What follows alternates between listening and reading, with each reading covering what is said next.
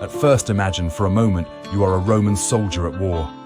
In the midst of battle, you're confronted with an enormous and loudly trumpeting creature you've never seen before. It appears to have sharp spears protruding from either side of its mouth and a bizarre, powerful limb extending from its face. Armed men ride atop this towering beast, which, running towards you at speed, is crushing your comrades underfoot. Roman soldiers were reportedly terrified the first time they faced war elephants on the battlefield. It's hard not to feel bad for the elephants too, as using animals this way in war is undoubtedly cruel. But Rome's enemies, particularly various Hellenistic kingdoms and the Carthaginians, did indeed use war elephants. So, how did they acquire and deploy them in battle? And how did the Romans respond? Alexander encountered war elephants in India. Alexander the Great brought elephants back to the Mediterranean world after campaigning in northern India, where elephants had been used for centuries in warfare and would be used for centuries to come. Alexander had fought against an elephant-equipped army at the Battle of the Hydaspes in modern-day Pakistan in 326 BC and had obviously been impressed by the animals. So began the ancient Mediterranean world's rather misguided fascination with war elephants. Many of the so-called successor kingdoms that arose in the Hellenistic world in the wake of Alexander's death in 323 BC, such as the Seleucids of Syria, the Ptolemies of Egypt, and the Antigonids of Macedonia, enthusiastically incorporated the Asian elephant, Elephas maximus, into their ranks. So equipped, they often went to war with each other. Most of these elephants had to be imported from friendly Indian kingdoms, although the Ptolemies of Egypt eventually secured African elephants from beyond the southern borders of their kingdom after their rivals, the Seleucids, cut them off from Asian supplies. One Greek leader who equipped his army with war elephants was King Pyrrhus of Epirus, who eventually went to war with the then-emerging power of Rome, and reportedly introduced them to war elephants. Bust of Pyrrhus of Epirus, who coined the term Pyrrhic victory. CC Besa 4.0. Romans meet elephants. Pyrrhus, from whose name we get the phrase Pyrrhic victory, meaning to win the battle but at great cost, met the Romans several times in combat.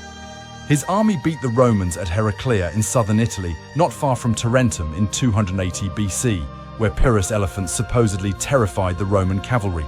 He defeated the Romans again in Asculum 279 BC. This was the battle that gave us the phrase Pyrrhic victory. Pyrrhus later met the Romans at Beneventum, southern Italy, in 275 BC. This time, the Romans were better prepared. Though initially successful in forcing back the Roman forces, the elephants, eventually tormented by the missile weapons of the Romans, ran back and stampeded Pyrrhus's own men. This revealed perhaps the biggest weakness of using elephants in battle. They could be as much danger to their own side as to the enemy. Hannibal, the Carthaginians and war elephants. The Romans next faced off against the growing Carthaginian threat coming from North Africa in the Punic Wars. The Carthaginians had no ready access to Asian elephants, so they procured their elephants more locally, such as in the Atlas Mountains, spanning Morocco, Algeria, and Tunisia. This population of elephants is now gone. They were once assumed to be African forest elephants, Loxodonta cyclotis, smaller than both the Asian elephant and the very large African bush or savanna elephant, Loxodonta africana. After looking at a variety of evidence in my research, I believe these North African elephants were either bush elephants or a subspecies that closely resembled them. The Carthaginians made some use of elephants during the First Punic War, such as in the battle at Bagradus River, 255 BC, in modern Tunisia. Here, around 100 elephants helped to crush a Roman expeditionary force. But at a later battle at Panormus, 250 BC in Sicily, the Carthaginians' elephants characteristically turned on their own troops. The famed Carthaginian general Hannibal Barca also used elephants in battle. Bill Perry, Adobe Stock. During the Second Punic War, the famed Carthaginian general Hannibal Barca famously took 37 elephants across the Rhone and the Alps into northern Italy.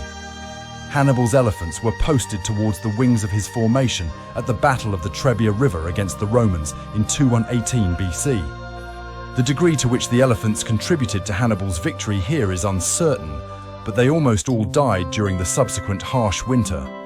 Hannibal seems to have received more elephants to continue the fight in the Italian peninsula after his rout of the Roman legions at the Battle of Cannae in 216 BC. But Rome had an ace up her sleeve, the young Roman general Scipio. Scipio was born Publius Cornelius Scipio, but later, after his African campaign, became known as Scipio Africanus.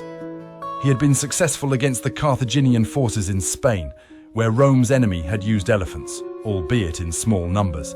Rome's plan was to send Scipio to Africa with a large expeditionary force and draw Hannibal out of Italy to defend his home turf. Hannibal took the bait and rebuilt his armies in readiness for the ultimate showdown. Among his recruits were at least 80 elephants, likely captured only recently, and thus unlikely to be as well trained as his earlier ones. Scipio and Hannibal's forces met at Zama, in what is now Tunisia, in 202 BC. Hannibal drew up his 80 or so elephants in front of his battle line. But Scipio was prepared. He had arranged for passages or pathways to be set up between the heavy infantry of the legions.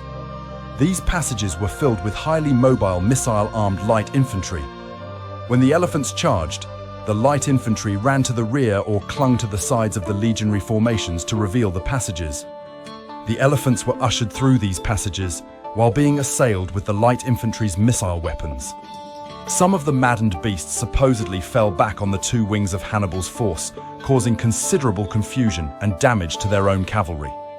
Elephants are a double-edged sword. Overall, war elephants in the ancient Mediterranean world could be useful against infantry, and especially horses that had not experienced them before. But once that initial fear was mastered, elephants often proved to be a double-edged sword, trampling their own side's men. Elephants also require prodigious amounts of water and feed, and slowed down the armies that traveled with them. This is likely why the Romans, who relied heavily on the mobility of their troops, decided against incorporating elephants into their own ranks.